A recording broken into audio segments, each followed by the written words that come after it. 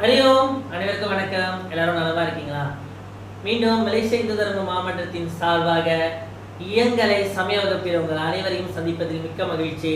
So இன்னைக்கு நம்ம இந்த இயங்கலை சமய வகுப்பு மூலமாக பல தகவல்களை உங்களுடன் பரிமாறிக்கொள்ள இருக்கிறோம். சரி வாங்க, இன்றைக்கான பாடத்துக்கு நம்ம போகலாம். சரி, இன்றைக்கு நம்ம வகுப்புல பார்த்தீங்கன்னா சில புது நபர்கள்லாம் வந்திருக்காங்க. சரி வாங்க, நம்ம ஒன்றுடன் ஒன்று அறிமுகப்படுத்திக் கொள்வோம். சரியா, நீங்க முதல்ல உங்களை அறிமுகப்படுத்திங்க. என் பெயர் சுரேந்தர், நான் சவாவளம் வரேன். ஹரியோ. ஹரியோ. நீங்க? என் பெயர் கோவிந்த், நான் சவாவளம். ஹரியோ. ஹரியோம், என் பேர் சதீஷ்குமார், நான் சபாவன். ஹரியோம், என் பேர் கிரண், நான் சபாவன். சரி, எல்லாரும் சரி, இவங்க எல்லாருமே இன்னைக்கு வந்து உங்களுடன் இணைந்து இந்த சமய வகுப்பை உங்களுடன் பல தகவல்களை பகிர்ந்து கொள்ள போறாங்க. சரி வாங்க, இன்றைக்கான நம்மளுடைய சமய வகுப்புக்கு நம்ம போவோம். சரி, இன்னைக்கு பார்த்தீங்கன்னா இது நான் ஏற்கனவே நம்மளுடைய முந்தைய சமய வகுப்புல இதை நான் காட்டியிருக்கேன். மீண்டும் ஒரு மீள்பார்வையா இருக்கட்டும். ஆதிசங்கரர் சுரஞ்சி, நீங்க ஏற்கனவே இதை பத்தி தெரிஞ்சிருக்கோம்னு நினைக்கிறேன். உங்களுக்கு ஆதிசங்கரர் சுருக்கமா சொல்லுங்க, அவரை பத்தி பார்ப்போம். 6 மதமா பிரிச்சாரு. 6 மதமா பிரிச்சாரு. 6 மதமா பிரிச்சாரு. 78 மதத்தை 6ஆ பிரிச்சாரு. 72 மதங்களை 6ஆ பிரிச்சாரு. அவர் சொல்றது சரி இல்ல இல்ல, 72 சமயங்களை வந்து 6 சமயமா பிரிச்சாரு. ஆமா, 72 பிரிவுகளாக இருந்த இந்து மதம் 6ஆ பிரிச்சாரு. சரி, அப்படி பிரிக்காம இருக்கிறது என்ன ஆயிருக்கும்? சாதி மதம்ன்ற பேர்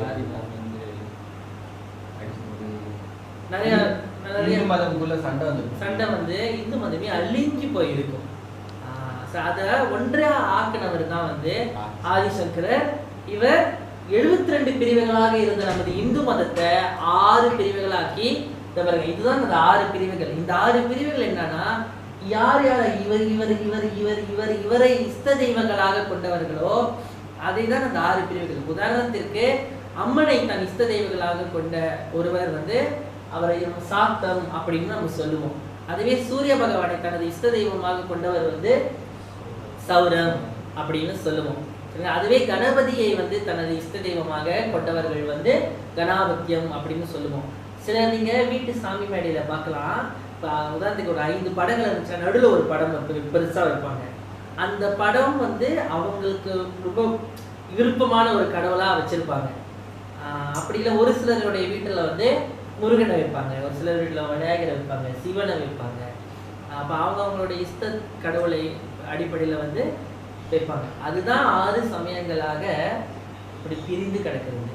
சரி, இப்போ இந்த இடத்துல இப்போ அந்த வைணவம் பார்த்தீங்கன்னா விஷ்ணு, சரிங்களா? இப்போ ஒரு சிலர் நீங்க பார்க்கலாம், கிருஷ்ணனை வந்து ரொம்ப விரும்பி கும்பிடுவாங்க. சரி, அவங்க எதிர்ப்பு சேருவாங்க வைணவம். அவங்களும் வைணவத்துல தான் போய் சேருவாங்க. ஏன்னா விஷ்ணுவோட இன்னொரு அவதாரம் தான் கிருஷ்ணன் அப்படின்னு. சரி, இப்போ இதுல நீங்க தெளிவா இருக்கீங்க.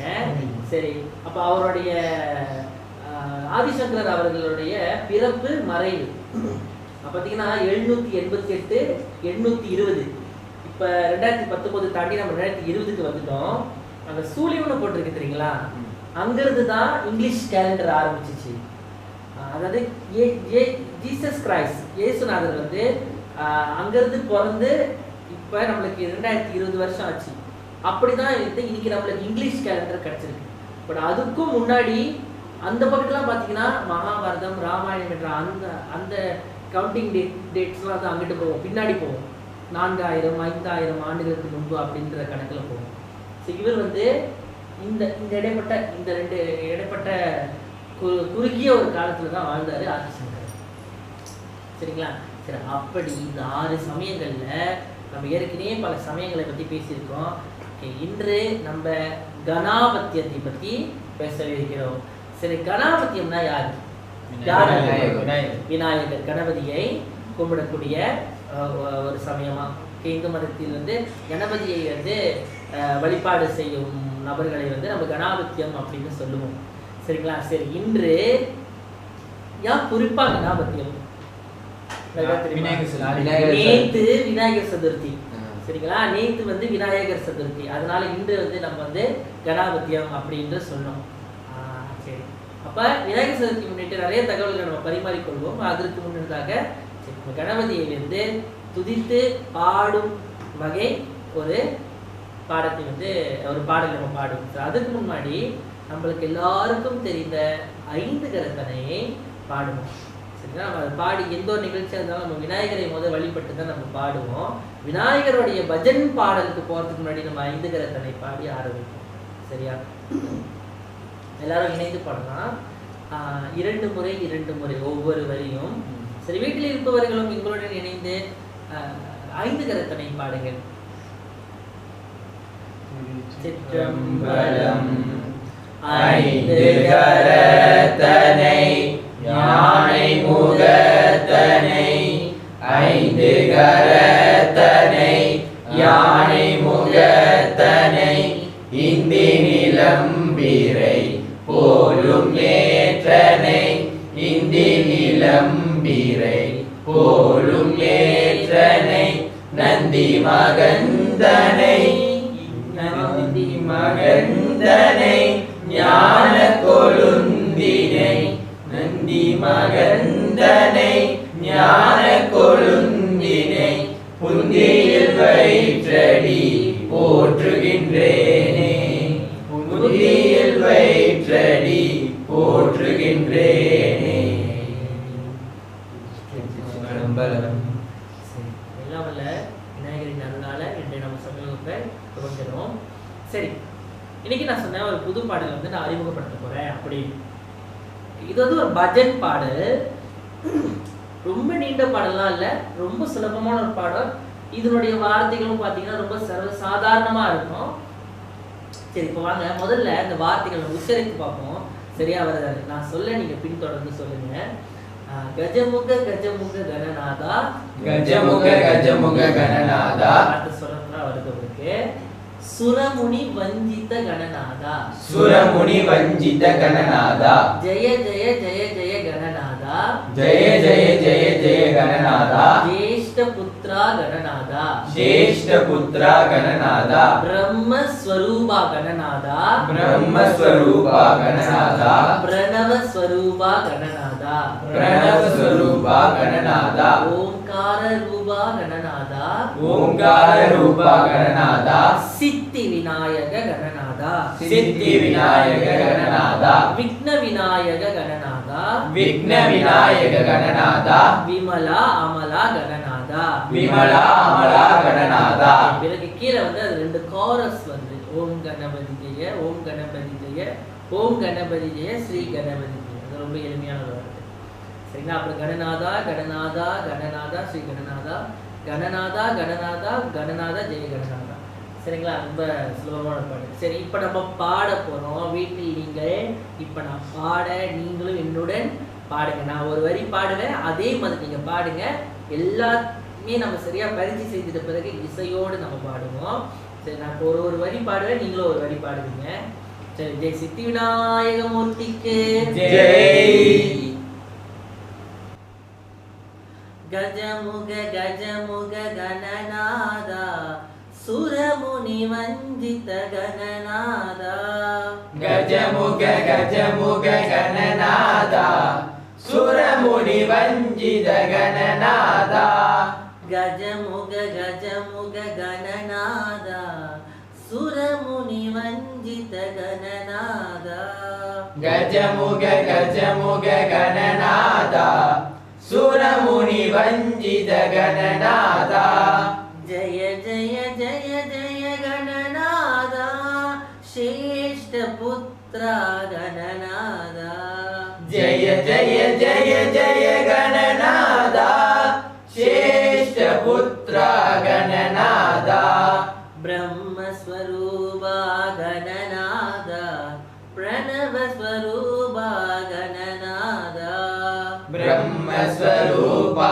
கணநாதா, பிரணவஸ்வரூபா கணநாதா, ஓங்கார ரூபா கணநாதா, சித்தி விநாயக கணநாதா, ஓங்கார ரூபா கணநாதா, சித்தி விநாயக கணநாதா, விக்ன விநாயக கணநாதா, விமலாமலா கணநாதா, விக்ன விநாயக கணநாதா, விமலாமலா கணநாதா, பாடிட்டோம். சரி இப்போ கீழே வந்து கோரஸ் வரப்போ மட்டும் சரி எப்படி வரும்னா ஓம் கணபதி ஜெய ஓம் கணபதி ஜெய ஓம் கணபதி ஜெய ஸ்ரீ கணபதி ஜெய ஓம் சொல் பாடுங்க பாடுங்க. ஓம் கணபதி ஜெய ஓம் கணபதி ஜெய ஓம் கணபதி ஜெய ஸ்ரீ கணபதி ஜெய. சரி ரொம்ப அற்புதமா இருந்துச்சு அந்த கட்டம். கடைசியில பாருங்க இது வந்து ரொம்ப உச்சமா போகும் சரிங்களா. அதோடைய டோன் வந்து ரொம்ப வேற போகும்.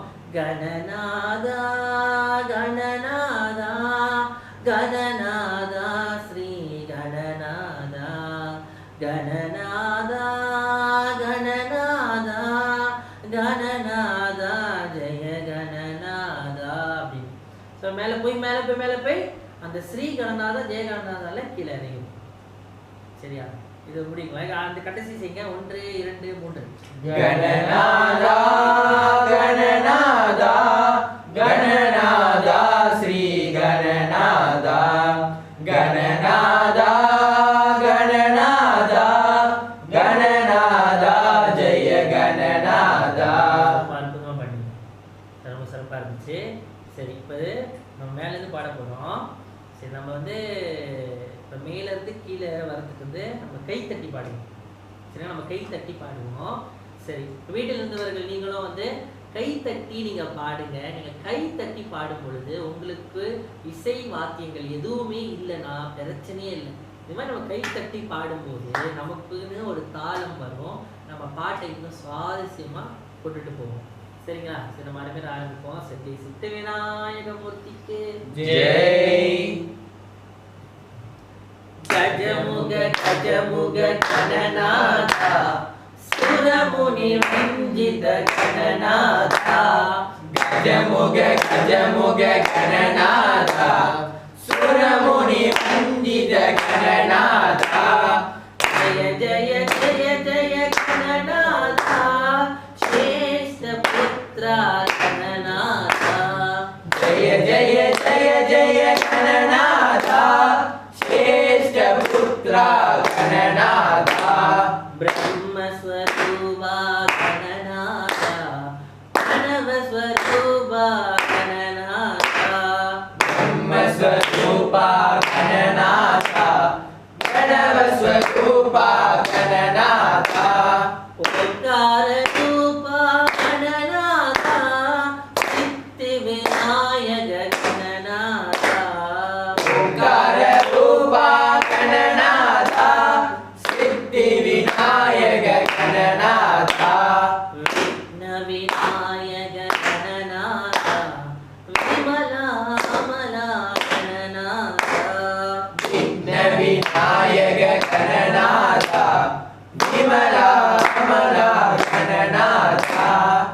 ओम गणपति जय ओम गणपति जय ओम गणपति जय श्री गणपति जय ओम गणपति जय ओम गणपति जय ओम गणपति जय श्री गणपति जय.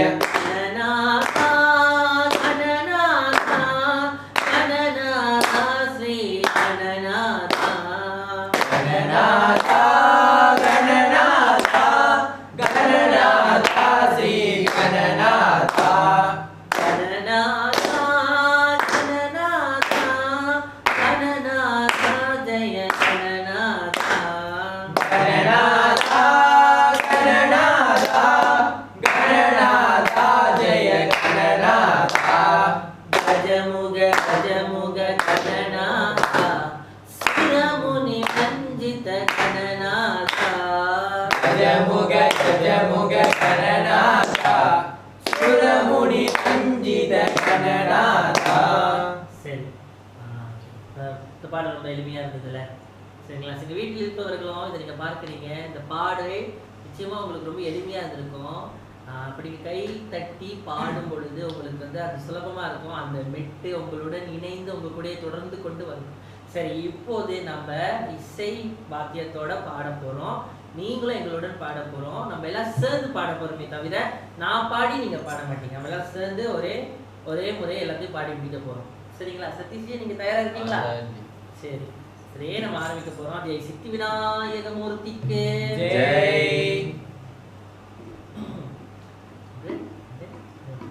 கஜமுக கஜமுக கணநாதா சுரமுனி வஞ்சித கணநாதா கஜமுக கஜமுக கணநாதா சுரமுனி வஞ்சித கணநாதா ஜய ஜய ஜய ஜய கணநாதா சேஷ புத்ரா கணநாதா ஜய ஜய ஜய ஜய கணநாதா சேஷ புத்ரா கணநாதா ब्रह्मस्वरूपा गणनाथा प्रणवस्वरूपा गणनाथा ब्रह्मस्वरूपा गणनाथा प्रणवस्वरूपा गणनाथा ओंकाररूपा गणनाथा सिद्धिविनायक गणनाथा ओंकाररूपा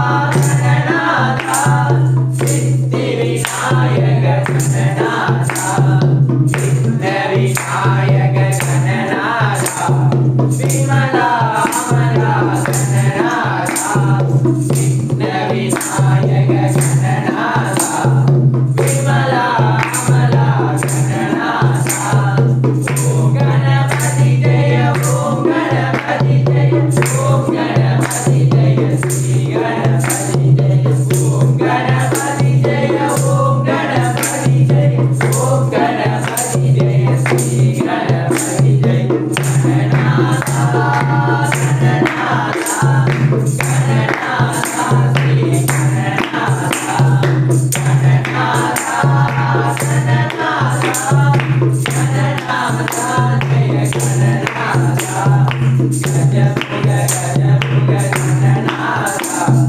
सुरमुनि वंदित गणनाथा गजमुग गजमुग गणनाथा सुरमुनि वंदित गणनाथा.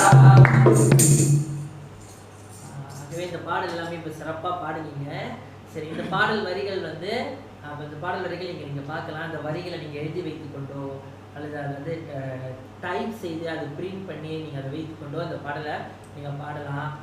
நேற்று விநாயகர் சதுர்த்தி என்பதனால இன்னைக்கு பாடக்கூடாதுலாம் ஒன்றும் இல்லை. விநாயகர் மூல கடவுள் அப்படின்னு சொல்லுவோம். அவரை வணங்கிட்ட பிறகு தான் எல்லா காரியத்தையுமே நம்ம செய்வோம். அது நன்மையாக இருந்தாலும் சரி, தீமையாக இருந்தாலும் சரி. அதாவது நம்ம சில நேரத்தில் இறப்புக்கான சில கருமை கிருமிகள்லாம் செய்யும்போது கூட விநாயகரை வணங்கி ஆரம்பித்து தான் செய்வோம். இப்போ விநாயகரை தொழுவாத ஒரு பூஜை வந்து அது முழுமை பெறாது அப்படி என்பதில் வந்து நமது சாஸ்திரங்களும் சம்பிரதாயங்களும் சொல்லப்படுகிறது.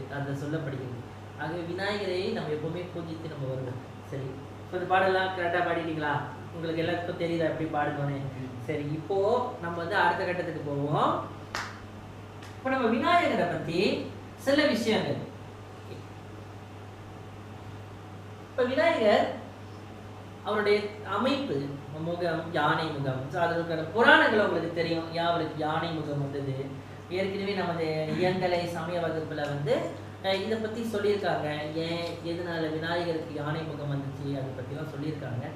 இருந்தாலும் நமது இந்து மதத்தில் நிறையா உருவங்கள் அமைக்கும் பொழுது அதுக்கு சில காரணங்களை வைப்பாங்க. நிச்சயமா அதுக்கு சில காரணங்கள் வைப்பாங்க. உதாரணத்திற்கு சரஸ்வதி பாருங்க, கையில் வந்து வீணை வைத்திருப்பாங்க. அப்படி பார்த்தீங்கன்னா ஏன் அவங்க வீணை வைத்திருக்காங்க? இப்படிப்பட்ட கேள்விகள் நமக்குள்ள எப்பவுமே எழுது கொண்டு இருக்கும். அப்போ திருவுருவங்கள் அப்படின்னு வரும்பொழுது அதுக்கு நிறைய காரணங்கள் இருக்கு. உதாரணத்திற்கு வேல், இது வந்து நாம் ஏற்கனவே உள்ள வகுப்புல கூட சொல்லியிருந்தேன். அந்த முருகனுடைய வேலுடைய அந்த வேல் எதை காட்டுகிறது சதீஷ்ஜி? நமது அறிவு வந்து நல்லா ஆழ்ந்து அகன்று கூர்ந்து இருக்க வேண்டுமா?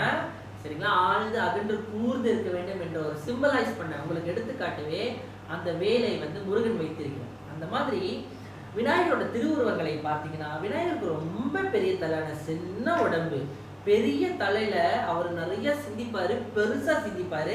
சாமர்த்தியமான ஒரு கடவுள் அப்படின்னு நம்ம விநாயகரை சொல்லலாம். ஏன்னா அந்த உங்களுக்கு எல்லாருக்குமே அந்த பழங்கதை தெரியும். பழம் வேணும்னு சொல்லிட்டு அன்னையும் பிதாவும் முன்னேறி தெய்வம்னு சொல்லிட்டு சிவனையும் சக்தியும் சுற்றி வருவார். என்ன கேட்டிங்கன்னா அது உண்மை. நம்மளுடைய பெற்ற தாய் தந்தை தான் நம்மளுடைய நம்மளுடைய தெய்வம், நம்மளுடைய உலகம். இருந்தாலும் அந்த பழத்தை பெறுவதற்கு எவ்வளோ சாமர்த்தியமா அவர் அதை யோசிச்சு எடுத்தாரு பாருங்க. இங்கிட்டு பாருங்க, அவருக்கு காது இந்த ஆங்கிலத்தில் போட்டிருக்காங்க லார்ஜ் இயர்ஸ்னு. அவருடைய காது பாருங்க பெரிய காதா இருக்கும். அதிகமா கேளுங்க அப்படின்னு. ஆனா கண்ணு பாருங்க சின்னதா இருக்கும். கூர்ந்து கவனிங்க, கான்சென்ட்ரேட் பண்ணுங்க. நிறைய கேட்கணும், ஊர்ந்து கவனிக்கணும், குறைவா பேசணும். அவரோட வாய் வந்து சின்ன வாயா இருக்கிறதுனால குறைவா பேசணும், அதிகமா கேட்கணும், பார்க்க வேண்டியதை சரியா பார்க்கணும் என்பதை வந்து அவர் உருவத்திலே அவர் உணர்த்துறாரு. மனிதர்களே நீங்கள் இப்படியெல்லாம் இருக்க வேண்டும் அப்படி என்பதை வந்து அவர் உணர்த்துறாரு. இங்கிட்டு பார்த்தீங்கன்னா மோதகம் என்பது பிரசாதம். ஆனால் அந்த பிரசாதத்தை வந்து அவரோட ஒரு மனிதர்களுடைய சாதனைக்கு கிடைச்ச ஒரு ரிவார்ட், ஒரு பரிசு அப்படி என்பதில் வந்து அவர் சொல்றாரு. சரிங்களா? இப்போ மொத்தத்தில் விநாயகரை இப்படி அவருடைய ஒவ்வொரு அங்கங்கள், ஒவ்வொரு அம்சங்களுக்கும் ஒவ்வொரு அர்த்தங்கள் இருக்கு. சரி, இதை வந்து நிறையா இருக்கு. அவர் விஷயங்கள், புராணங்கள் இதெல்லாம் நிறையாவே இருக்கு. இதை நிச்சயமா நம்ம தெரிஞ்சுக்கலாம். பிறகு கீழே பாருங்க மவுஸ்னு போட்டிருக்கு. தமிழ்ல என்ன வரும்? எலி. அவருக்கு ஒரு பேர் இருக்கு, மூஷிக வாகனன், மூஷிகன் அப்படின்னு சொல்லுவாங்க. அந்த மூஷிகன் அவருக்கு வந்த ஒரு கதை கூட இருக்கு. அது வந்து புராண கதையில இந்த மூஷிகன் என்பவர் வந்து ஒரு அரக்கன். பிறகு வந்து அவருக்கு அடிமையாக வேண்டும் என்பதையே அவர் கேட்டுக்குவார். நான் உன்னுடனே இருந்து விடுகிறேனே, என்னை அழிக்காதே, நான் உன்னுடனே இருந்துகிறேனே அப்படின்னு சொல்லிட்டு கேட்கும்போது தான் விநாயகர் வந்து அவருக்கு வரன் கொடுப்பாரு. அவர் என்னுடனே இருக்கும் மியூசிக்க வாகனா இருப்பாரு அப்படின்னு. சரி, இது வந்து ஏறக்குறைய விநாயகருடைய திருவுருவங்களை பத்தி. சரி, இதுல இன்னொன்று பார்த்தீங்கன்னா, இது மகாபாரதம். இந்த மகாபாரதத்துல விநாயகர் தான் அந்த மகாபாரதத்தை எழுதுனதாக சொல்றாங்க. அது வந்து நம்ம வியாச முனிவர் கதை சொல்ல இந்த விநாயகர் வந்து மகாபாரதத்தை எழுதுவார்.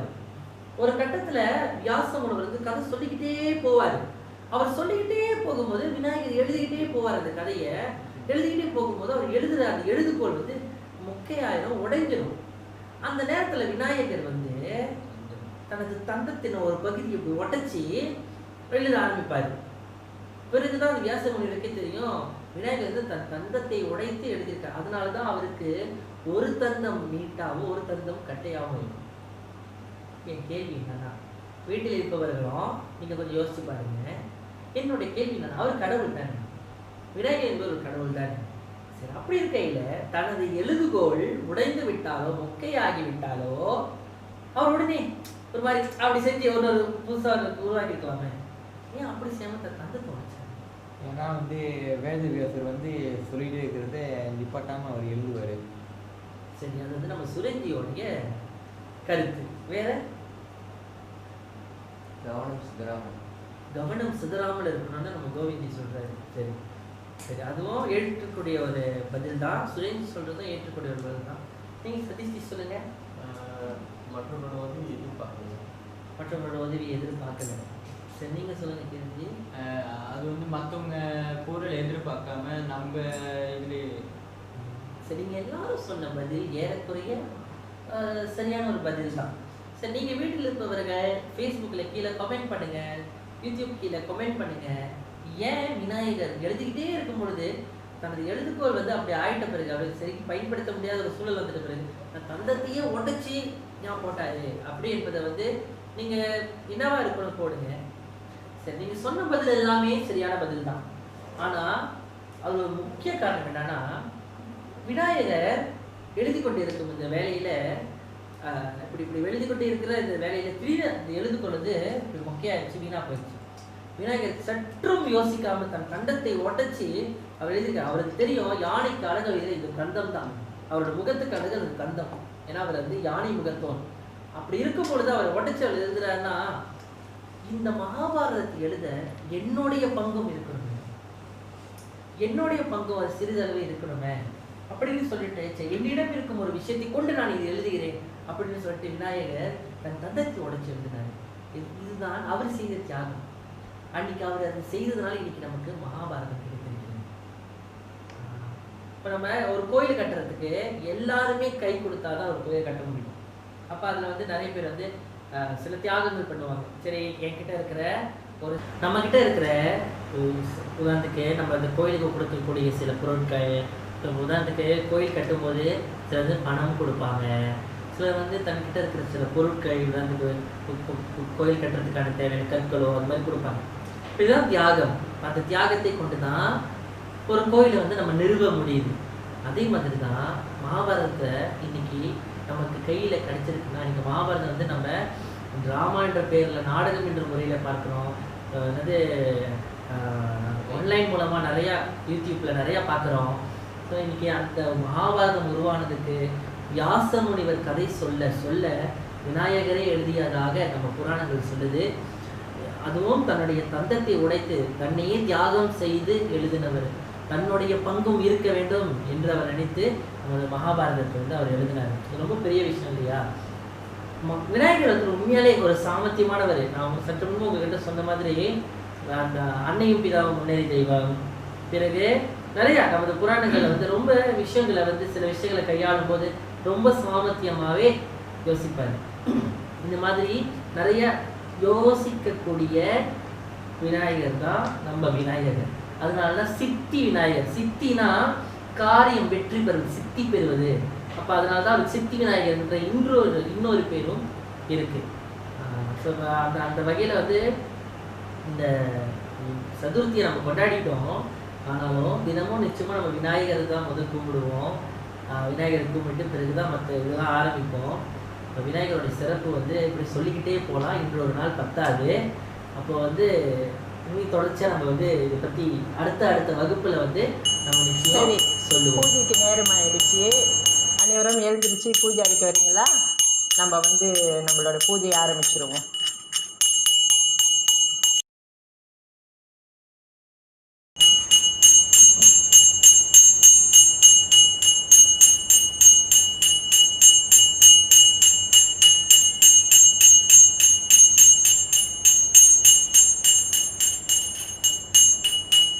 ஓம் கம் கணபதியே நமஹ. ஓம் கம் கணபதியே நமஹ. ஓம் கம் கணபதியே நமஹ.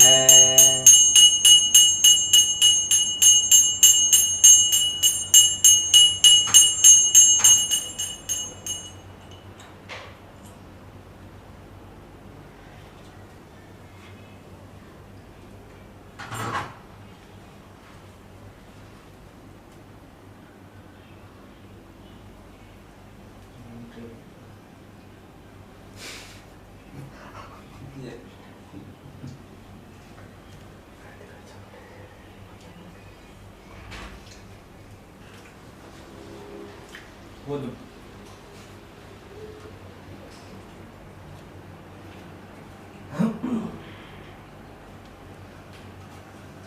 ஜி எனக்கு கச்சா வேணும், நான் சாப்பிட மாட்டேன். ஏன் கச்சா சாப்பிட மாட்டீங்க? ஜி அது பிடிக்காது, அது ஒரு மாதிரி அப்படி போல நல்லா இல்லை ஜி. ஐயோ, அப்படியா? அப்படிலாம் சொல்லக்கூடாது ஜி. இது பிரசாதம் ஜி. இருந்தாலும் காசுக்கும் ஜி, அது நல்லா இருக்காது ஜி. சரி, எனக்கு கொடுங்க. உங்க எல்லாருக்கும் ஒரு விஷயம் தெரியுங்களா? இந்த கச்சான்றோம், இதுக்கு வந்து சுரேஷ் கடலைன்னுவாங்க, இது சுண்டல் அப்படின்னு கூட சொல்லுவாங்க.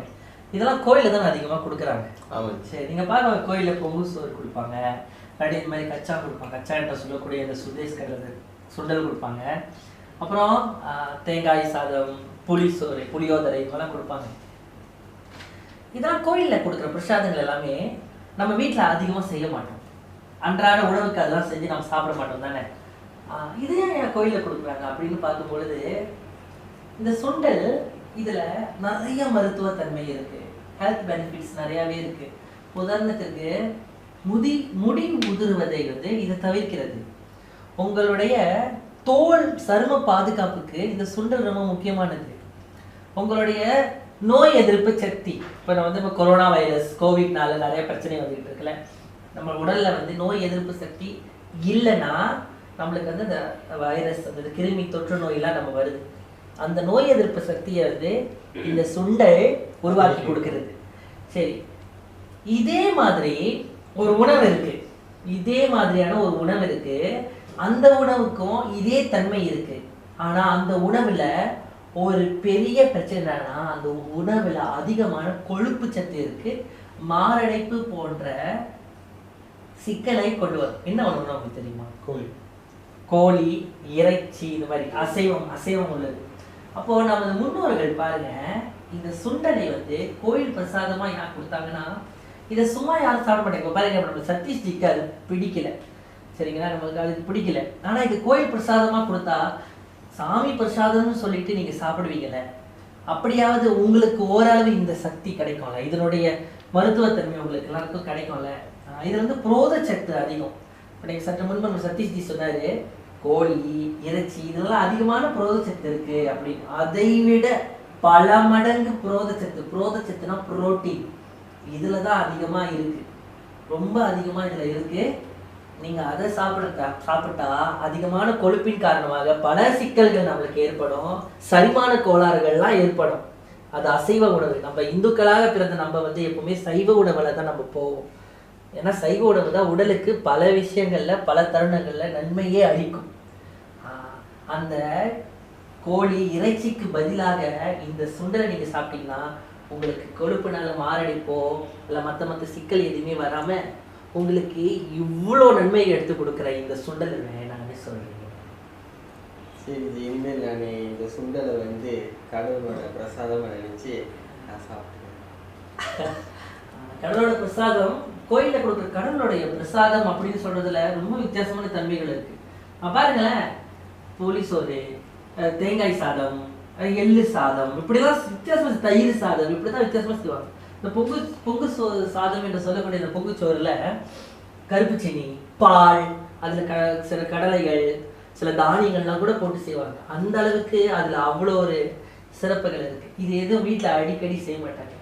ஆனா கால போற போக்குல நவீனத்துவம்னு சொல்லிட்டு நாசிலமா, மியூன் கோரைன்னு கோயில கொடுக்குறாங்க. இப்ப எல்லாரும் அதை விரும்பி சாப்பிடுறாங்க. நாசிலமா, சைவ நாசிலமாவை சொல்றேன், சைவ நாசிலமா, மியூன் கோரேங் அப்படின்னு சொல்லிட்டு மீ கோரேங் அப்படிலாம் செய்யறாங்க. ஆனா காலகாலமா அன்னைக்கு நமக்கு கொடுத்த அந்த பிரசாதத்துக்கு இதுதான் காரணம். இனிமே கோயில் பிரசாதத்தை நம்ம மறுக்கவே கூடாது. முடிஞ்ச அளவுக்கு இதை நம்ம அப்படியே நிலைநாட்டிக்கிட்டு போனோம். எதையும் புதுசா மாத்தி அடுத்தது சொல்ல போனா யாருக்கு தெரியும், இனி வந்து ஸ்பெகட்டி, மேக்ரோனிலாம் போட ஆரம்பிச்சிருவாங்க போல கோயில்ல.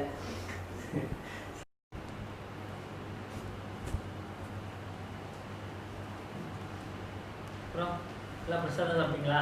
நல்லா இருந்துச்சு. அதுக்கப்புறம் நீங்க கண்டிப்பா சுண்டல் சாப்பிடணும். சாப்பிடுறேன். பொங்கு சொல் நல்லா இருந்துச்சு. நல்லா இருந்துச்சா? அருமையா. சரி சரி, இப்போ நம்ம வந்து மறுபடியும் நம்மளுடைய சமயோகத்துக்கு வந்திருக்கோம். சரி, அப்புறம் கிரண், நேற்று விநாயகர் சதுர்த்தி அப்படின்னா விநாயகர் சதுர்த்தினா விநாயகத்துக்கு விசேஷ நாள். அதான் எதுக்கு கொண்டாடுறாங்க? பர்த்டே. என்ன டே? பர்த்டே. அதாவது அவருடைய பிறந்த நாள். சரி, விநாயகருக்கு இந்த வருடம் 22ஆம் தேதி ஆகஸ்ட் மாசம் 2020 விநாயகர் சதுர்த்தி வந்துச்சு. கடந்த வருடம் இதே நாள்ல வந்துச்சா? இல்ல, 21 ஆகஸ்டோ? ஆனா ஆகஸ்ட் மாசம் தான் வந்துச்சு. ஆகஸ்ட் மாசம். ஓ, அப்ப 21 ஆகஸ்ட் 2019 வந்து இவரு விநாயகர் சதுர்த்தி வந்துச்சு. இந்த வாட்டி வந்து 22 ஆகஸ்ட். இப்படி மாறிக்கிட்டு வருது நட்சத்திரம் பொறுத்து. அதாவது வருடம் தொடரும் போது நம்மளோட அந்த பஞ்சாங்கத்துல வந்து அந்த நட்சத்திரம் வந்து கொஞ்சம் மாற்றம் ஏற்படும். அதனால வந்து அவங்களோட நட்சத்திரம் வந்து மாறி மாறி போயிட்டு இருக்கும். சரி சதீஷ்ஜி, உங்க பிறந்த நாள் எப்போ? 1ஆம் மாதம் 10ஆம் தேதி. உங்க பிறந்த நாள் எப்போ கோவிந்தி? 24ஆம் தேதி 1வது மாதம். நீங்க 10ஆம் தேதி 1வது மாதம், அதாவது ஜனவரி மாதம். நீங்க வந்து ஜனவரி மாதம் தான். நீங்க சுரேஞ்சி 10ஆம் தேதி 4ஆம் மாதம். 10ஆம் தேதி 4ஆம் ஏப்ரல் மாதம். சரிங்களா? அப்போ உங்களோட பிறந்தநாள் எல்லாம் முடிஞ்சிருச்சு. நீ உங்க பிறந்தநாள் 22ஆம் தேதி 10ஆம் மாதம். 22ஆம் தேதி 10வது மாதம், அக்டோபர் மாதம். அப்போ இவரோட ஒன்றும் முடியல. சரி, இப்போ உங்க 3 பேரையும் கேட்குறேன். இப்போ நீங்க சொன்னீங்க நட்சத்திரம் மாறுது அது, ஆனா உங்களுடைய பிறந்தநாள் வந்து எப்போதும் போல 10ஆம் தேதி 1ஆம் தேதி 1ஆம் மாசம் தானே கொண்டாடுறீங்க, 24ஆம் தேதி 6ஆம் மாசம் தானே கொண்டாடுறீங்க, 10ஆம் தேதி 4ஆம் மாசம் தானே கொண்டாடுறீங்க. இல்லை ஜி, அது வந்து நம்ம பிறந்த நாள். ஓகே, ஆனா நம்ம பிறந்த நட்சத்திரம் வந்து மாறி மாறி வரும். மாறி மாறி வரும். சரி, அப்படின்னு பார்த்தா நம்ம அதுதானே கொண்டாடணும். ஒரு நம்ம இந்துக்களா நம்ம ஜென்ம நட்சத்திரம் எப்போ இருக்கோ அன்னைக்கு தானே கொண்டாடணும். அது இன்ன வரைக்கும் யாரும் அமல்படுறதுனால யாரும் அது மாதிரி கொண்டாடுறாங்க. யாருக்கும் தெரிய மாட்டேங்குது. சரி, இப்போ நம்ம சொல்லிக் கொடுப்போம் எப்படின்னு. சரி, இப்போ நம்ம கிரணுடைய பிறந்த நாளையும் நம்ம பார்ப்போம். சரி, கிரணுடைய இது 22ஆம் தேதி 10ஆம் 22ஆம் தேதி 10ஆம் மாதம்னா அக்டோபர். சரி, இப்போ முதல் நம்ம தமிழ் கேலண்டரை பார்ப்போம். இங்கே வந்து எனக்கு ஒரு தமிழ் கேலண்டர் வந்திருக்கு.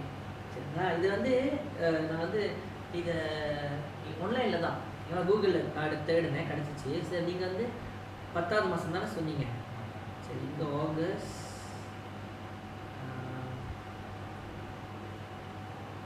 செப்டம்பர், இது செப்டம்பர் அக்டோபர். ஓகே, 10ஆம் மாதம். Okay, October. நீங்கள் அக்டோபர் 22 தான் இங்கே இருக்கு பாருங்க. சரி, நீங்கள் என்ன நட்சத்திரம்? திருவோணம். என்ன மாதத்தில் பார்த்தீங்க நீங்கள்? 10ஆவது மாதம் வந்து தமிழ் என்ன மாதம் உங்களுக்கு தெரியுமா? ஐப்பசி. இப்போ இந்த தேதியில் உங்களுக்கு ஐப்பசி வருது. இங்கே பாருங்க, 22ஆம் தேதி உங்களுக்கான நட்சத்திரம் வந்து இந்த தமிழ் கேலண்டரில் போட்டிருக்கு பூராடம் நட்சத்திரம்னு போட்டிருக்கு. அது உங்கள் நட்சத்திரம் இல்லை. அப்போ உங்களுக்கான நட்சத்திரம் வந்து இங்கிட்டு வருது பாருங்க, திருவோணம். 2 நாள் தள்ளி வருது. 24ஆம் தேதி தான் உங்கள் ஜென்ம நட்சத்திரம் திருவோணம். இதுதான் உங்களுடைய உண்மையான பிறந்த நாள். உங்களுடைய ஜென்ம நட்சத்திரம் வந்து நீங்க பிறந்தப்ப உங்களுக்கு வந்த நட்சத்திரம் திருவோணம். அதே நட்சத்திரம் நீங்க இப்ப இத்தனை வயசாகி முத்திரிப்பது வருது பாருங்க. சொல்லுங்க ஐயா, இன்னும் சொல்லாதீங்க. பிறந்த நாள் வந்து 22ஆம் தேதி 10ஆம் மாதம். நட்சத்திரம் தானே திருவோணம். அப்ப அது பிறந்த நட்சத்திரம் தானே சொல்லுவாங்க. நீங்க பிறந்த நாள் சொல்றீங்க. அப்ப பிறந்த நட்சத்திரம். அப்ப அந்த பிறந்த நட்சத்திரம் இந்த நாள்ல வர்றதுனால இந்த நாள்ல தானே பிறந்தோம். அதனாலதான் இந்த பிறந்த நாள்னு சொன்னேன். நம்மளுக்கும் வருடம் வந்து அந்த மாதிரி சேஞ்ச் ஆகும். ஆமா, இது ரொம்ப சுலபம். இப்ப நான் 19ஆம் தேதி ஜனவரி மாதம் பிறந்தேன். அப்ப வந்து தை மாசம் வந்து 14 பிறக்கும். 14 ஜனவரி. இப்போ 14/1 14 பிறக்காது, 15 பிறக்கும். 15/1 16/2 17/3 18 19 5. அப்ப தை மாசம் 5ஆம் தேதி தான் என்னுடைய பிறந்த நாள். சரிங்களா? ஆனாலும் என்னோட நட்சத்திரம் உத்திராடம். அந்த தை மாசத்துல எப்போ உத்திராட நட்சத்திரம் வருதோ ஒரு மாசத்துல நம்மளுக்கு எத்தனை நட்சத்திரங்கள் இருக்கு தெரியுங்களா? யாருக்காவது தெரியுமா? 12 ராசி. 9 இல்லையா? 9 நவக்கிரகங்கள். நட்சத்திரம் தெரியுமா யாருக்காருக்கா? உங்களுக்கு தெரியுமா? 27 நட்சத்திரங்கள், 12 ராசி இருக்கு. ஒரு மாசத்துல 27 நட்சத்திரம் வந்துடும். இப்ப அந்த மாசத்துல தான் நீங்க பிறந்தீங்கன்னா அந்த நட்சத்திரத்தை தேடுங்க தமிழ் கேலண்டர்ல. அதுதான் உங்களோட ஜென்ம நாள், நீங்க பிறந்த நாள், நீங்க ஜென்ம தினத்துல பிறந்த நாள். அதான் இனிமே இந்த தினத்தை நம்ம கொண்டாடுவோம். ஏன் தெரியுங்களா? நீங்க பிறந்தப்போ ஒரு நட்சத்திரம் அங்கே மேல ஒரு நட்சத்திரம் இருக்கு. நீங்க பிறந்த அன்னைக்கு இப்ப இவர் பிறந்தப்ப திருவோண நட்சத்திரம் வந்து மேல இருந்தது, ஆகாயத்துல இருந்தது. இப்ப அதே பிறந்த நாளுக்கு அவருக்கு அதே மாசத்துல அதே தமிழ் மாதத்துல வந்து ஐப்பசி மாதத்துல 9ஆவது நாள்ல தான் திருவோண நட்சத்திரம் திருப்பி வருது. அதுதான் அவருடைய உண்மையான பிறந்த நாள்.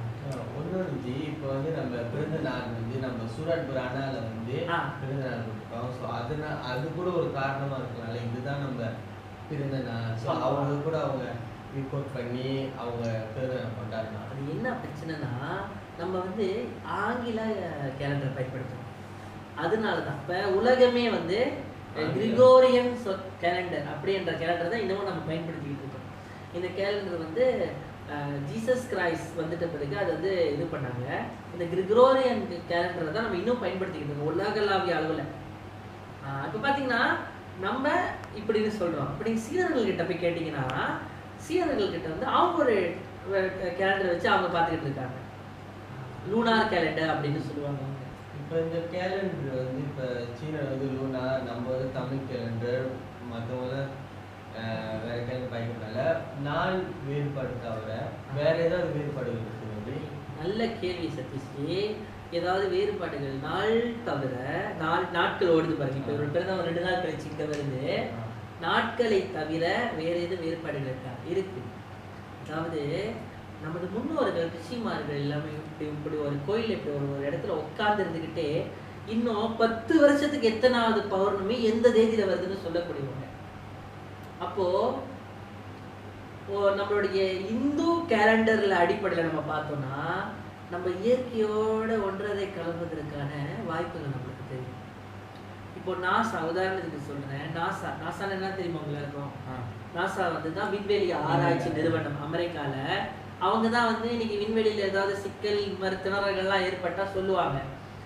அவங்க சொல்றதுக்கு முன்னாடியே இன்னும் எத்தனாவது வருஷத்துல கிரகணம் வரும்னு நம்மளால சொல்ல முடியும். இன்னும் எத்தனாவது வருஷத்துல சந்திர கிரகணம் வரும், எத்தனாவது வருஷத்துல சூரிய கிரகணம் வரும், எத்தனாவது வருஷத்துல கிரகம் மாறுகிறது சொல்லுவாங்க. செவ்வாய் கிரகம் மாறுது, அப்புறம் சனி பிரதோஷம், சனி கிரகம் மாறுது அப்படின்னு சொல்லிட்டு அது பூஜை செய்வாங்க. குரு பகவான் இடம் மாறுகிறார் அப்படின்னு. என் கேள்வி, நாசா டெலிஸ்கோப் வச்சு சேட்டலைட் வச்சு அவங்க பாக்குறாங்க. டெலிஸ்கோப் வச்சு சேட்டலைட் வச்சு அவங்க பாக்குறாங்க. அவங்களுக்கு தெரியுது. நமக்கு எப்படி தெரியும்? நம்ம சொல்றோம் இந்த பிளானட், அதாவது இந்த கிரகம் இடம் மாறுது, குருன்னு சொல்லக்கூடிய ஒரு பிளானட் இடம் மாறுது நம்ம சொல்றோம். அப்போ நாட்கள் மட்டும் மாறலையா, அங்க உள்ள நிலவரங்களுக்கும் நம்மளுக்கு நம்ம இயற்கையோட கலக்கிற ஒரு நம்ம மதம் இயற்கையோட கலந்துக்கிட்டே போகும். அப்ப இந்த நட்சத்திரங்கள் 27 நட்சத்திரங்கள் என்பது அந்த நட்சத்திரங்கள்லாம் வானத்தில் மின்மினிக்கும். அந்த நாள் இந்த ஒரு மாற்றம் நமக்கு இருக்கு. இப்ப சைனீஸ் கேலண்டர்ல அவங்களும் டே ஓடும், அவங்க வேற மாதிரி ஓடும். பட் அவங்க வேற பாக்குறாங்க. நம்ம இதெல்லாம் பார்ப்போம். அமாவாசை, பௌர்ணமி பாருங்க, பௌர்ணமிக்கு விரதம் எடுப்பாங்க, அமாவாசைக்கு இறந்தவங்களுக்கு தர்ப்பணம் செய்வாங்க. இப்படி எல்லாத்தையுமே நம்ம செய்வோம். ஏன்னா நம்ம இயற்கையோட ஒன்றரை கலந்து இயற்கை அடுத்தது என்ன நடக்க போகுது நம்மளுக்கு தெரியும். நம்மளால அது யூகிக்கக்கூடிய ஒரு தன்மை இந்துக்களுக்கு இருக்கு. அப்ப நம்மளுடைய பிறந்த நாளை ஆரம்பத்தில் சொன்ன சதுர்த்தி கடந்த ஆண்டு 21 வந்தது, இந்த ஆண்டு 22 வந்திருக்கு. அப்போ நீங்க உங்க பிறந்த நாள் இங்க கொண்டாடக்கூடாது. ஏன்னா அது உங்க ஜென்ம நட்சத்திரமே கிடையாது. உங்க நட்சத்திரம் 24ஆம் தேதி 10வது மாதம் சனிக்கிழமை திருவோணம் நட்சத்திரம் அங்கதான் வருது. சரியா? இனிமே வீட்டுல நம்ம அப்பாக்கு அம்மாக்கு உடன்பிறப்புகளுக்கு எல்லாத்துக்குமே இந்த நட்சத்திரத்தை பத்தி சொல்லி கொடுப்போம். நம்மளுடைய பிறந்த நாளை நம்ம ஜென்ம தினமா கொண்டாடுவோம். நம்ம ஜென்ம நட்சத்திரம் எப்போ இருக்கோ அது கொண்டாடுவோம். சரி, இதை பத்தி எதுனா கேள்விகள் இருக்கா? இந்த கேலண்டர் சுலபமா எங்க நம்மளால பெற முடியும்? ஏன்னா நிறைய பேருக்கு கேலண்டர், தமிழ் கேலண்டர் எங்க இருக்குன்னு தெரியாம இங்கிலீஷ் கேலண்டர் யூஸ் பண்றாங்க. அதனால சரி, சுரேஷ் சொன்னாரு அபூர்வாஸ் நிறுவனம் அப்படின்னு சொன்னாரு. ஆமா, அந்த மாதிரி கடைகள் அதிகமான இந்திய கடைகள்ல நம்ம தமிழ் கேலண்டர் கிடைக்கும். கேலண்டர் வாங்க முடியாதவங்க நீங்க கூகுள் பிளே ஸ்டோர், ஆப்பிள் ஸ்டோருக்கு நீங்க போனீங்கன்னா தமிழ் கேலண்டர் அப்படின்னு சொல்லக்கூடிய ஆப்ஸ் எல்லாம் இப்ப இருக்கு. சரிங்களா? இருக்கு. அதையும் மீறி உங்க வீட்டுல கணினிகள் இருந்துச்சுன்னா இப்ப இங்க பாருங்க, இது நான் மேல prokerala.com அப்படின்ற ஒரு அகப்பக்கத்துல இருந்து தான் எடுத்தேன். ரொம்ப தெளிவா இருந்துச்சு, எனக்கு இது ரொம்ப தகவலாகவும் இருந்துச்சு. அதனால சரி இதையே நம்ம பயன்படுத்திக்குவோம் அப்படின்னு சொன்னேன்.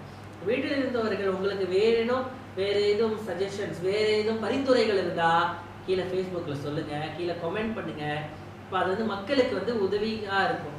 எங்க நம்மளுக்கு நல்ல கேலண்டர் மின்னியல் வாயிலாகவோ இணையம் வாயிலாகவோ நம்மளுக்கு எப்படி கிடைக்கும், செயலி மூலமாக ஆப்ஸ் மூலயமாகவோ நம்மளுக்கு ஏதாவது கிடைக்குமா அப்படின்னு சொல்லிட்டு நீங்க எங்களுக்கு பரிந்துரை சொல்லுங்க. நம்ம எல்லாருடைய பிறந்த நாளை சரியா கொண்டாடுவோம். நம்ம ஜென்ம நட்சத்திரம் எப்போ வருதோ அப்போ நம்ம அதை கொண்டாடுவோம். சரிங்களா? சரி, அதிகமான தகவலை கொடுத்து நம்ம ஓவர்லோட்ல இருக்கோம். சரி, இந்த நேரத்தில் ஒரு சின்ன கதைக்கு போவோம். சரியா? இந்த கதையை நம்ம பார்ப்போம். சரி, இந்த கதையை பத்தின தகவல்கள் தான் நான் பிறகு சொல்றேன். நம்ம கதையை பார்ப்போம்.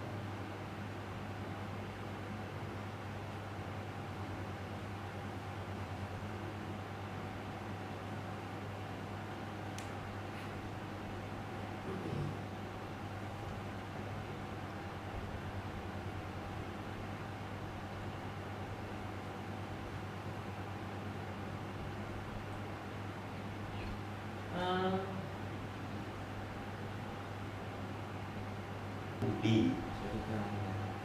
சரி, இப்போ நம்ம அந்த கதையை பார்க்க போறோம். இப்போ யாருடைய கதையை நம்ம பார்க்க போறோம்னா நம்பியாண்டார் நம்பி. இருக்கு பாருங்க, நம்பியாண்டார் நம்பி. இவருக்கு ஒரு பெரிய வரலாறு இருக்கு. ஒரு சின்ன கதையை மட்டும் பார்ப்போம். அதன் பிறகு நான் வந்து அதனுடைய வரலாறு கொஞ்சம் சொல்றேன். சரி, பார்ப்போம். என்னடா ஒரு சந்தேகம்? மறுபடியும் என்னடா சந்தேகம்? இந்த பச்சனைத்தெல்லாம் இல்லையா சாப்பிடுவார்ல?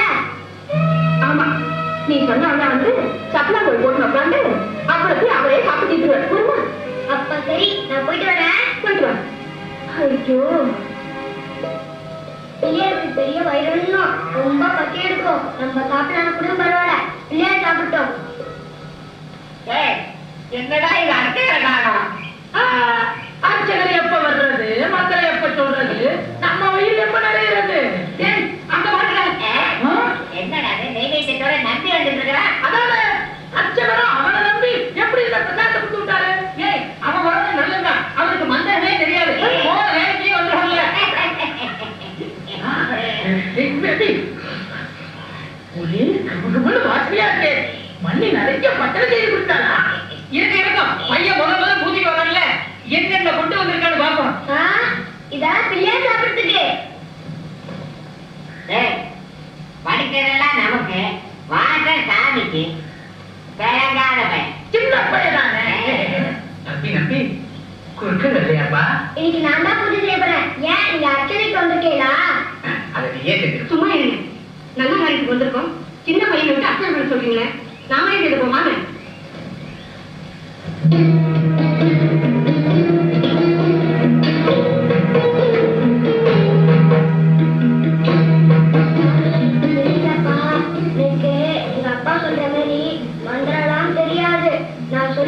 நினைச்சுக்கோ, எனக்கு தெரியும் நீ நல்ல பிள்ளையாச்ச. இவெல்லாம் உன்னை பொல்லா பிள்ளையான்னு போய் சொல்லிட்டு இருக்கான். சரி சரி, இந்த வெண்பொங்கல் பாத்தியா, சக்கரை பொங்கல், அதிர்சம், கொழுக்கட்டை, உனக்கு பிடிச்ச எல்லா பச்சனும் இருக்கு. வந்து சாப்பிடு.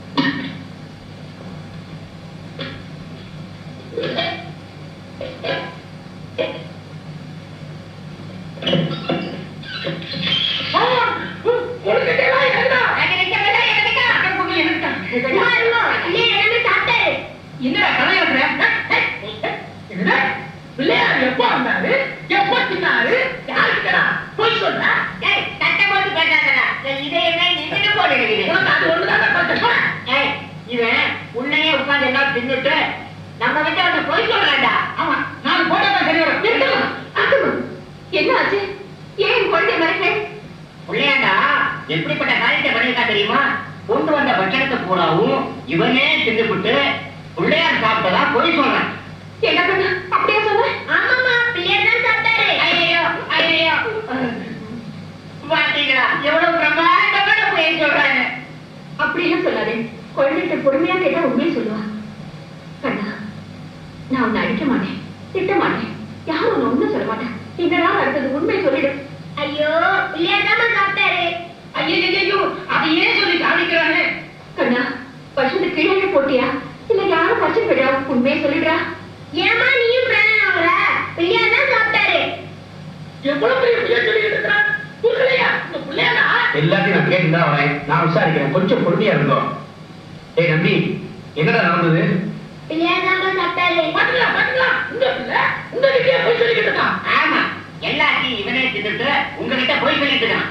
உண்மையை சொல்லுடா, யார் சாப்பிட்டா? ஆமாப்பா, பிள்ளையார் தான் சாப்பிட்டாரு. மறுபடியும் அதே சொல்றானே. இந்த வயசுல பெத்த தாழ்பட்டே போய் சொல்றானே.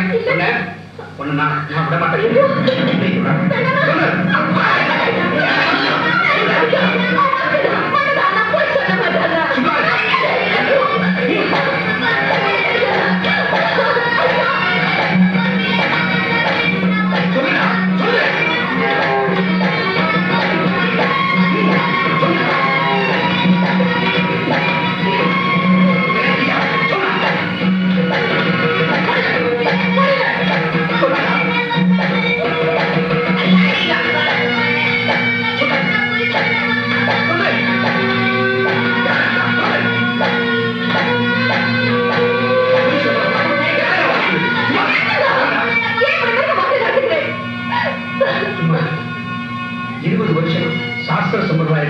நான் பூஜை பண்ணிட்டு இருக்கேன். இந்த பிள்ளையாருக்கு எனக்கு தரிசனம் தராத பிள்ளையார் இவருக்கு தரிசனம் கொடுத்துட்டாரா? இத்தனை வருஷமா நேமனிஷ்டியோட நான் பிரசாதத்தை நெய்வேத்தியமா காட்டிட்டு இருக்கேன். அதை ஏத்துக்காத பிள்ளையார் ஓம் கூட சரியா சொல்ல தெரியாத ஓம் பிள்ளையார் கொடுத்த பிரசாதத்தை சாப்பிட்டாரா? ஏத்துக்கிட்டாரா? உள்ள போய் சொல்ல ஆரம்பிச்சிட்டேன்.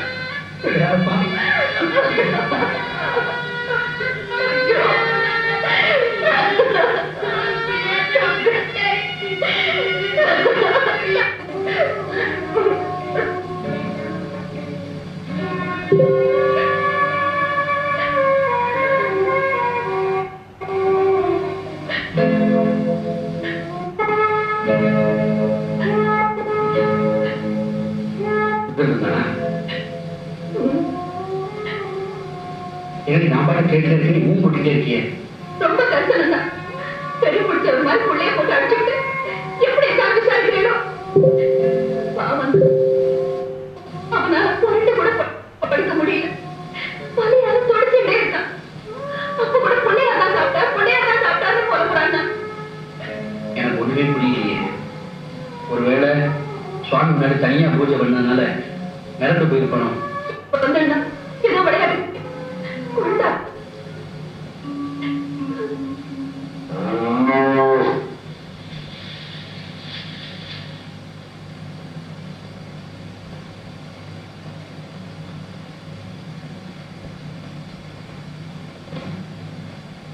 ஏன்னா பூஜைக்கு நேரம் ஆச்சு, புறப்படணும்.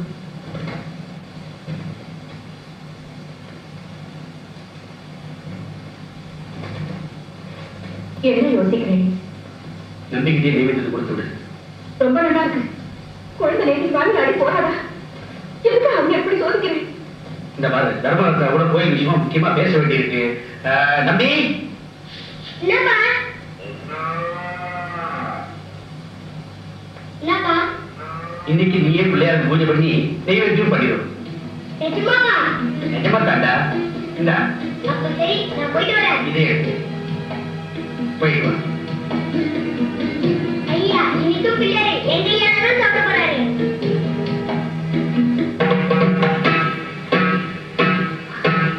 பிள்ளையாரப்பா பாத்தியா, இன்னைக்கு நானே வந்திருக்கேன். இந்த பச்சை நாள்லாம் உனக்கு தான், வந்து சாப்பிடு.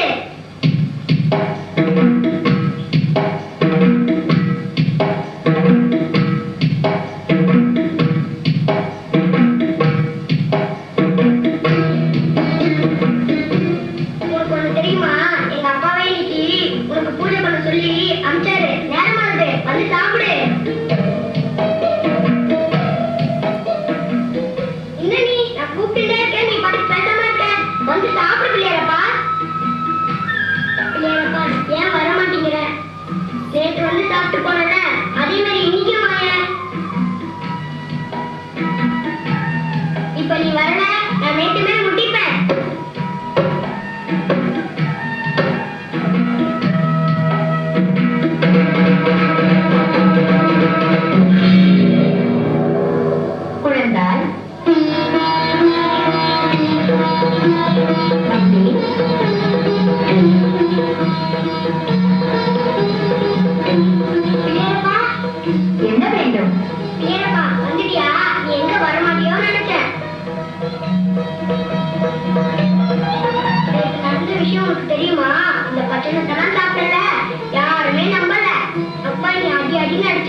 என்னை அடிக்கிறச்ச நீ வந்து தடுத்துக்கலாம்ல?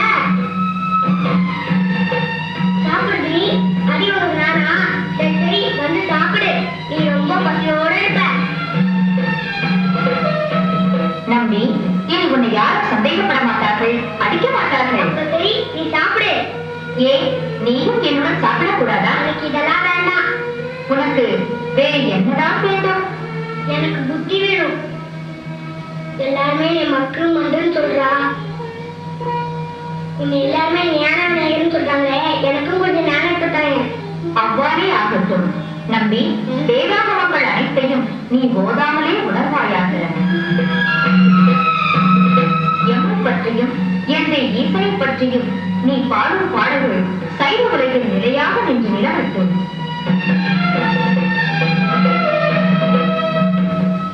தேவாரம் திருவாசகம் முதலானவற்றை தொகுத்து திருமுறைகளை வகுத்து நீ புகழ் பெறுவாயாக.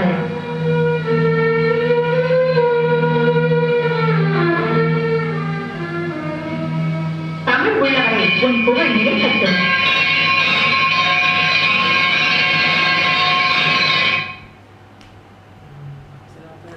நம்பியாண்டார் நம்பியோடைய ஒரு சின்ன கதை, ஒரு பகுதி, அவருடைய ஒரு வாழ்க்கை வரலாறு ஒரு பகுதி. சிறு வயதிலேயே வந்து விநாயகரோட அருள் பெற்றவர். அவர் படிக்காமலேயே விநாயகர் கிட்டோட ஞானம் பெற்று சாஸ்திரங்கள், ஆகமங்கள், பிறகு வந்து வேதங்கள் எல்லாத்தையுமே ஓத அவருக்கு அந்த ஞானம் கிடைத்தது. அதனால தான் நம்ம வீட்டில் சரஸ்வதிக்கு மற்றொருவர்னா விநாயகரை தான் போயிட்டு கல்விக்கு வேண்டுவாங்க. கல்விக்கு வந்து விநாயகர் வந்து ஞானம் கிடைக்க வேண்டும். கல்விக்கு சரஸ்வதினா ஞானத்திற்கு வந்து விநாயகர். ஞானம் வேறு, கல்வி வேறு. கல்வி என்பது படிப்பின் படி கிடைக்கும் அறிவு. ஞானம் என்பது நமக்குள்ளேயே உள்ள அறியாமையை விலக்கி இந்த உலகத்தை நம்ம பார்க்கும் விதத்தை வந்து கற்றுக் கொடுப்பது தான் ஞானம். அந்த ஞானத்தை அதிகமாக நமக்கு கொடுக்கறது விநாயகர். ஏன்னா நான் சற்று முன்பு உங்ககிட்ட சொல்லியிருந்தேன், விநாயகர் வந்து ரொம்ப ஸ்மார்ட்டான ஒருத்தர், எல்லா விஷயத்துலையும் ரொம்ப ஸ்மார்ட்டாகவே இருப்பார் அப்படின்னு. இந்த கதை எப்படி இருந்தது, என்ன நிகழ்ச்சி நடந்தது, என்ன கதை அப்படின்னு நான் கேட்கல. இந்த கதை மூலம் உங்களுக்கு உணர்ந்த என்ன விஷயம்? எந்த ஒரு செயலையை வந்து நம்ம வாயால் சொல்லிட்டு விட்டுறக்கூடாது. அது செயலில் இறங்கினாதான் அதோட பயன் நம்மளுக்கு. எதை சொல்றீங்க? அவங்க அப்பா வந்து 20 வருஷமா வெறும் வாயிலே வந்து சாப்பிட்டு போங்கன்னு சொல்லிட்டு இருந்தாரு. ஆனால் அவரோட நம்பியாண்டார் வந்து போயிட்டு சாப்பிட சொல்றதுக்கு அவர் வரல. அப்போ அவர் வந்து அவரோட தலையை போயிட்டு அந்த சிலையை இடிச்சு இது பண்ணனா அப்போ அந்த விநாயகர் வந்து சாப்பிட்டு போவார். அதனால அதை வச்சு தான் சொல்கிறேன். ஆமாம், நம்ம எந்த ஒரு விஷயம் செஞ்சது உண்மையா நம்பிக்கையா முழு மனதோட செய்யணும். அப்படி இல்லைன்னா நம்ம எது செய்தாலும் நம்ம எல்லாரும் கோயிலுக்கு போகிறோம், எல்லாரும் கூட சேர்ந்து நம்மளும் வந்து சாமி கும்பிட்டுட்டு வரோம். ஆனால் உண்மையாக நம்ம கும்பிட்டுட்டு வருமா அப்படின்னு. இன்னும் ஒரு சிலர் சொல்லுவாங்க, நான் கோயிலுக்கெல்லாம் போக மாட்டேன், ஆனால் நான் கடவுளை நம்புகிறேன், இந்த மக்களுக்கு நான் நிறைய விஷயங்களை செய்கிறேன், என்னால் முடிந்தது தொண்டுகள் செய்கிறேன், நான் நிறையா தர்மங்கள் செய்கிறேன் அப்படின்னு சொல்கிறாங்க. அதுவும் சரிதான். ஏன்னா மக்கள் தொண்டே மகேசன் தொண்டே, மக்களுக்கு செய்கிற தொண்டே இறைவனுக்கு செய்கிற தொண்டு அப்படின்னு கூட நம்ம மதம் சொல்லுது. ஆகவே எதை செய்தாலும் உண்மையாக செய்யணும், பெயருக்காக செய்யக்கூடாது. சற்று முன்பு நான் சொல்லியிருந்தேன், கோயில் கட்டுவதற்கு வந்து நம்ம சில தியாகங்கள் செய்கிறோம். அது தியாகம் என்று சொல்லி கொண்டு இருக்கக்கூடாது, நம்ம செய்யணும். அதனால அந்த கோயிலில் ஒரு வளர்ச்சி காட்டுறது நம்ம வந்து சந்தோஷப்படணுமே தவிர, நான் தான் காசு கொடுத்தேன், நான் தான் இதை கொடுத்தேன், நான் தான் அதை கொடுத்தேன், இந்த கோயில் தெரியுங்களா, இந்த கோபுரத்தில் கலசம் தெரியுங்களா, அதை நான் தான் செஞ்சேன் அப்படின்னு நம்மளை பறைசாட்டி கொண்டதில் நம்மளுக்கு எந்த ஒரு பலனும் கிடையாது. இப்போ இந்த நம்பியாண்டார் நம்பி கதையில் நம்மளுக்கு அது ரொம்ப உணர்த்துட்டேன். இந்த சதீஷ்ஜி சொன்ன மாதிரி நம்பியாண்டாருடைய அப்பா வந்து அவர் சொல்றாரு, நான் வந்து இவ்வளோ படிச்சு நான் பூஜை செஞ்சுக்கிட்டு இருக்கேன், எனக்கு காட்சி அளிக்காத, எப்ப எனக்கு காட்சி அளிக்காத விநாயகரா வந்து இவனுக்கு காட்சி அளிக்க போறாருன்னு அவர் நினைச்சாரு. அவருக்கு கூட ஒரு ஆணவம் வந்துருச்சு. ஒரு மனிதனுக்கு ஆணவம் வந்துட்டா அவன் வாழவே மாட்டான். அந்த ஆணவமே அவனுக்கு ஒரு பெரிய சமாதியாக இருக்கும். அந்த ஆணவத்தை வந்து நம்ம வளரவே விடக்கூடாது எந்த சூழ்நிலையிலும், சரிங்களா? சரி, இவர் பிறந்த காலம் பார்த்தீங்கன்னா 11ஆம் நூற்றாண்டு. அவர் வந்து புதிய கேலண்டர், அந்த சூரியனுக்கு அப்புறம் புதிய கேலண்டர் அப்படின்னு சொன்ன அந்த கேலண்டருக்கு அப்புறம் தான் அவர் பிறந்திருக்காரு. அதாவது 11ஆம் நூற்றாண்டு, சுமார் பல ஆயிரம் ஆண்டுகள், 2000 ஆண்டுகள் ஆயிடுச்சு. 19 ஆண்டு 1019 ஆண்டு 1019 ஆண்டுகள் ஆயிடுச்சு அவர் இறந்து. சரிங்களா? இதுதான் நம்பி ஆண்டவருடைய கதை. சரி, நம்ம கதையை பார்த்துட்டோம், பல தகவல்களை பார்த்துட்டோம், சுண்டல் சாப்பிட்டுட்டோம், பொங்கல் சோறு சாப்பிட்டுட்டோம். அடுத்து விளையாட்டுக்கு போயிடலாமா? ஏன்னா நம்மளும் அதிகமாக படிச்சு களைச்சு போயிட்டோம், நம்ம நிறைய விஷயங்களை தெரிஞ்சு களைச்சு போயிட்டோம். சரி வாங்க, நம்ம எல்லாருமே இப்போ அடுத்தது நம்ம விளையாட்டுக்கு போயிடுவோம்.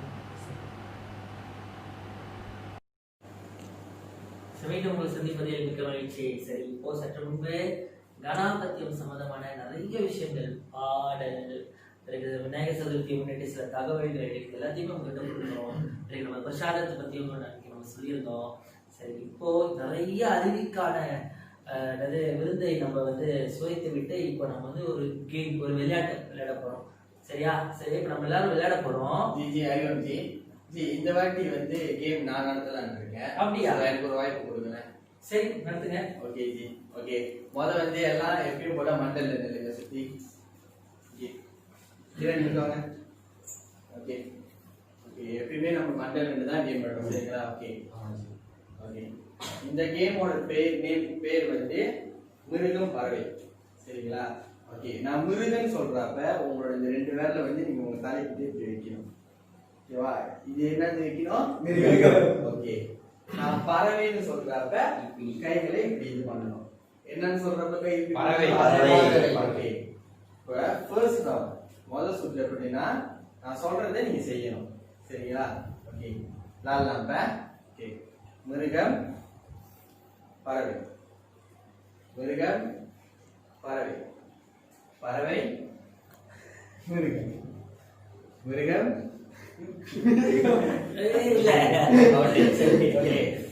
ஓகே, இப்போ நான் செய்யறத நீங்க செய்யக்கூடாது, நான் சொல்றதுதான் நீங்க செய்யணும். நான் செய்யறத நீங்க செய்யக்கூடாது, நான் சொல்றதுதான் நீங்க செய்யணும். சரி, சரிங்களா? இதெல்லாம் பறவை, மிருகம், பறவை, மிருகம், மிருகம், அவுட்டி. ஓகே, மீண்டும் ஒரு தடவை. இந்த கேம் ஃபோக்கஸ் ரொம்ப முக்கியம். ஓகேவா? சீரியஸா பாருங்க. வட்டத்துக்கு வந்துருங்க, பரவாயில்ல, வட்டத்துக்கு வந்துருங்க. ஓகே, மீண்டும் ஒரு தடவை கை கீழே போடுங்க. பறவை. ஃபோக்கஸ். யா, சரி, கடைசியா ஒரு தடவை. ஓகே, நான் செய்யறத நீங்க செய்யக்கூடாது, நான் சொல்றதுதான் நீங்க செய்யணும். சரிங்களா? பறவை. ஓகே ஓகே, இது நம்ம இன்னைக்கு பார்க்குற ஒரு கேம். ஓகேவா? நன்றி ஜி. சரி ஜி, நீங்க சொல்லும் போது எனக்கு ஒரு ஞாபகம் வருது. நம்ம ஒன்று ரெண்டு விடலாம், சாப்பாடு வச்சு விடலாம். இதுவும் ஃபோக்கஸ் தான். அதாவது எப்படின்னா இட்லி, வடை, தோசை, தோசை, தோசை, தோசை, வடை, இட்லி. இப்படி காமிக்கணும். தோசைனா சுத்தணும், வடைனா கைதான். ஓகே, சொல்லுங்க. இப்போ நான் செய்ய மாட்டேன், நான் சொல்லுவேன், அதுக்கு நீங்க செய்யணும். சரி, வடை, இட்லி, தோசை, தோசை, இட்லி, வடை.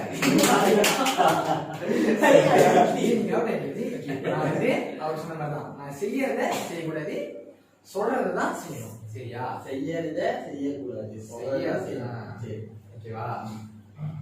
வடை, இட்லி, தோசை, சப்பாத்தி, சப்பாத்தி இல்லை, வடை, தோசை, இட்லி, இட்லி, கடைசி சொல்லலாம், இட்லி, இட்லி. இன்னொரு சுற்று போலாமே. இட்லி, வடை, தோசை, தோசை, இட்லி, வடை, வடை.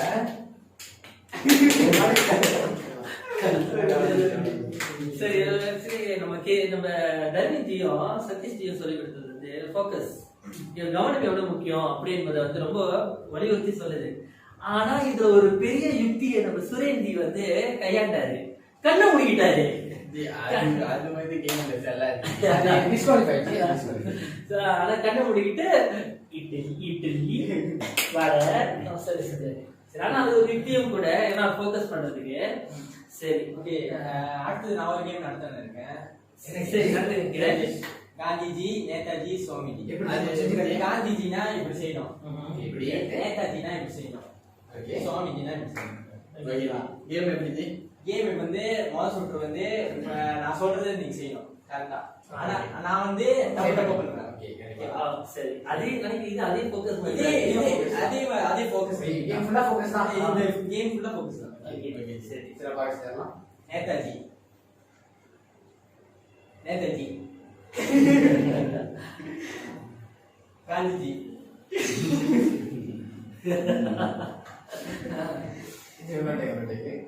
சுவாமிஜி.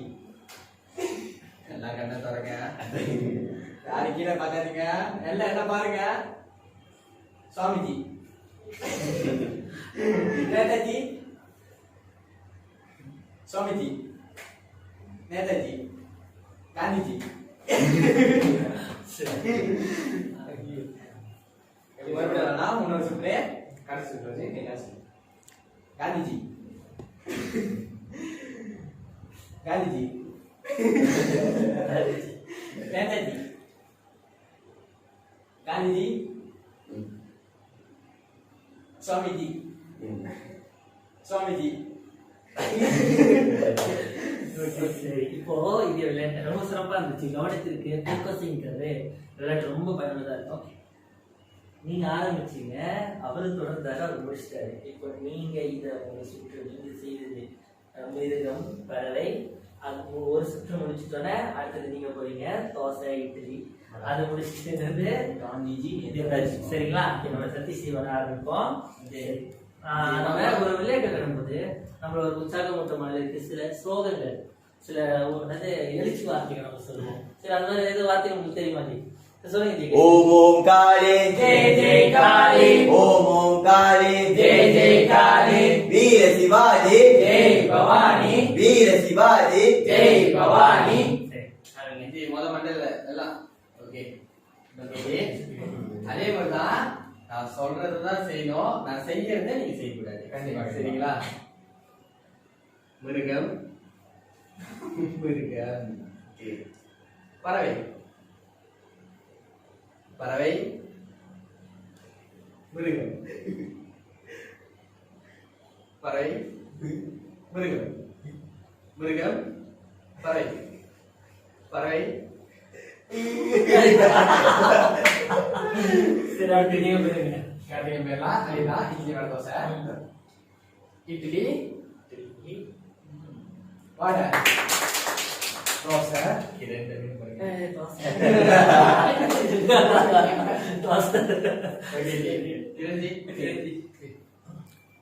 நேதாஜி,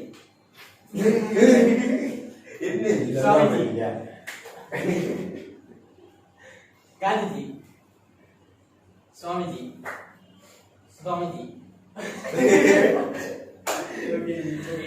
சரி சரி. ஆகவே வந்து இன்றைய நமது இயங்கலை சமய வகுப்பு மலேசிய இந்து தர்ம மாவட்டம் ஏற்பாட்டில் நடைபெற்ற இயங்கலை சமய வகுப்பு இங்கே நிறைவேறுகிறது. இது போல ஆகவே மலேசிய இந்து தர்ம மாவட்டம் ஏற்பாட்டில் நடைபெற்ற இந்த நாள் நீங்க கொஞ்ச நேரம்